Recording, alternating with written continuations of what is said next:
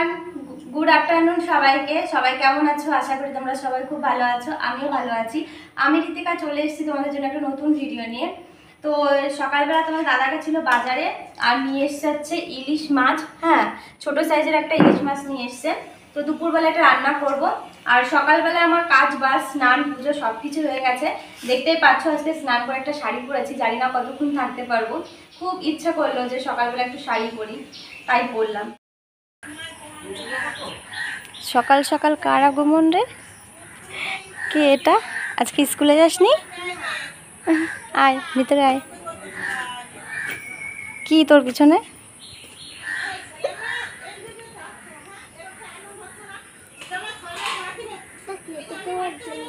ও মা, কি সুন্দর! কোথায় পেলি? ফুলের থেকে বেশি তুই সুন্দর। কোথা দিয়ে নিয়ে এসছিস? হেবি সুন্দর তো। বেল ফুল না এটা? না কি ফুল?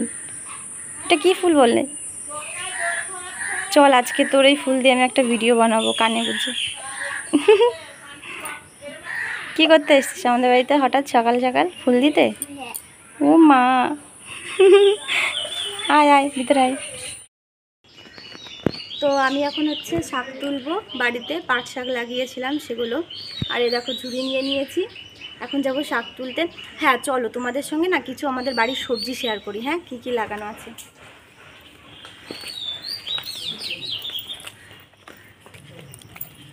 এখানে দেখো আছে পুঁই শাক, ঠিক আছে, যে ডাঁটা শাক, এগুলো এখন ফুল হয়ে গেছে, কদিন আগে আমরা খেয়েছি, এখন আর খাই না।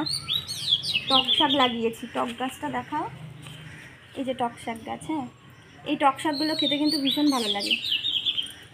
আর এই যে হচ্ছে চাল কুমড়ো গাছ, চাল কুমড়ো গাছটা বেশ বড় হয়ে গেছে, কয়েকদিন আগেই লাগানো হয়েছে।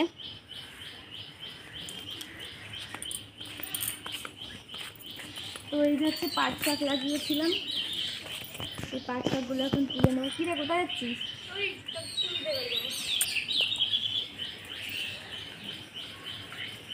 এগুলো বাড়িতেই লাগানো হয়েছে। আর এখানে না বেশিক্ষণ থাকা যাবে না, মানে এত মশা এখানে। তো পাট শাক তোলা হয়ে গেছে, দেখো এতগুলো তুলেছি। বাড়ির জিনিস বলে কথা, বাড়ির জিনিসের না একটা আলাদাই অনুভূতি হয়, তাই না? আর আমরা বাড়িতে এখন বর্তমানে 3 জন আছি, আমি, শ্বশুরমশাই আর আমার বর। শাশুড়ি মা বাড়িতে নেই, ননদের বাড়িতে। তো আমাদের 3 জনের হয়ে যাবে। আর শাক পাতা যত অল্প রান্না করে খাবে তত বেশি স্বাদ পাবে। আর এগুলো এমনই একটা জিনিস যে বেশি রান্না করলে না ভালো লাগে না, তাই না?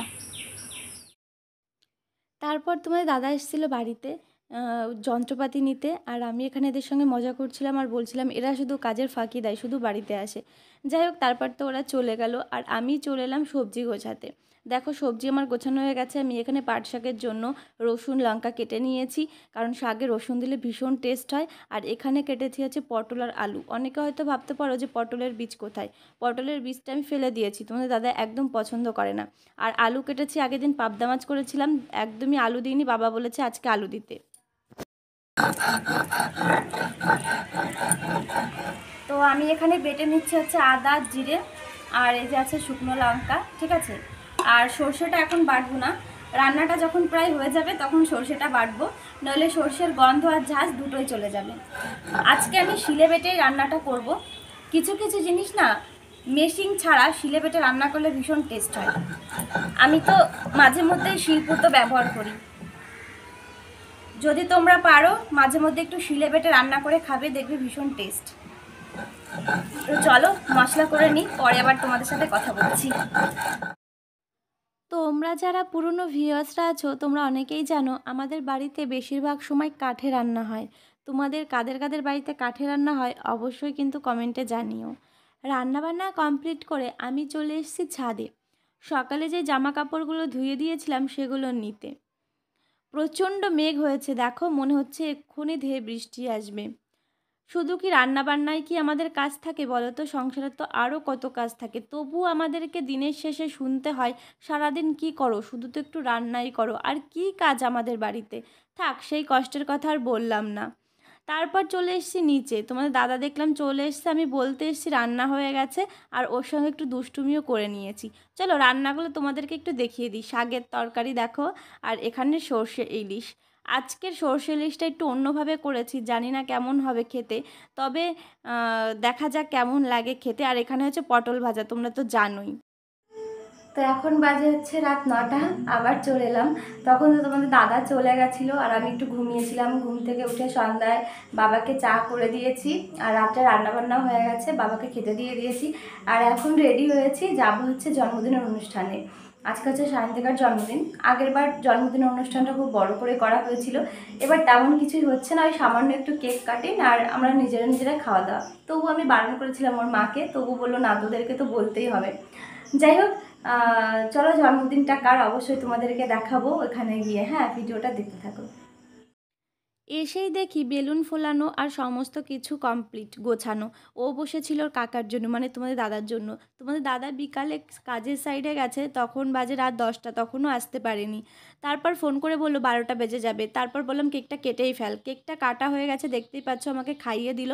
আর এখন আমি খেয়ে নেবো। আর দিদি বললো সমস্ত খাবার আমি প্যাকিং করে দিচ্ছি, তুই বাড়ি নিয়ে যা।